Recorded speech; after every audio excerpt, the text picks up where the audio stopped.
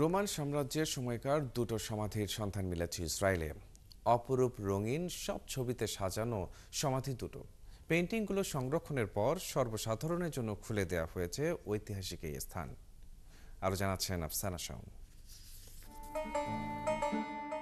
শিগগিরই মাটির বেশ গভীরে সমাধি দুটোতে ঢুকতে পারবেন দর্শনার্থীরা। প্রথমবারের মতো দেখা যাবে গ্রিক পুরাণের বিভিন্ন চরিত্র, গাছপালা ও প্রাণীর ছবি। ইসরায়েলের পুরাকীর্তি কর্তৃপক্ষ জানিয়েছে সমাধি দুটোর বয়স অন্তত ১৭০০ বছর। ভূমধ্যসাগরের তীরে আশকেলন শহরের বালির নিচে চাপা পড়া অবস্থায় একটি সমাধি পাওয়া গিয়েছিল অন্তত ১০০ বছর আগে।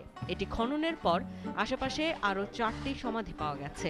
সেখানে আছে গ্রিক কৃষি দেবী দেমেতেরের মূর্তি, এছাড়াও দেয়ালে আঁকা আছে জলপরীর ছবি।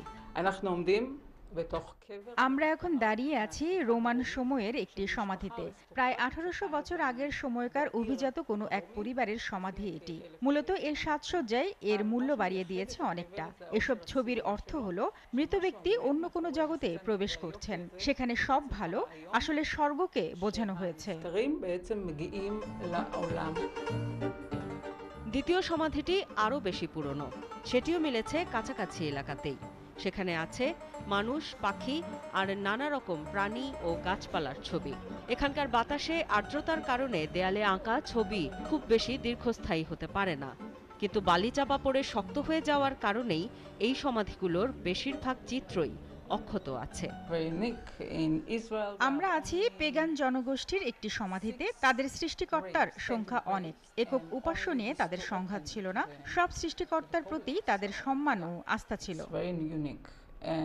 সমাধিগুলো পরিষ্কার করা হয়েছে, দেয়ালের ছবিগুলোর রং পুনর্স্থাপন করা হয়েছে, ভেঙে পড়া মূর্তিগুলোও ঠিকঠাক করা হয়েছে যাতে দর্শনার্থীদের জন্য উন্মুক্ত করা যায়।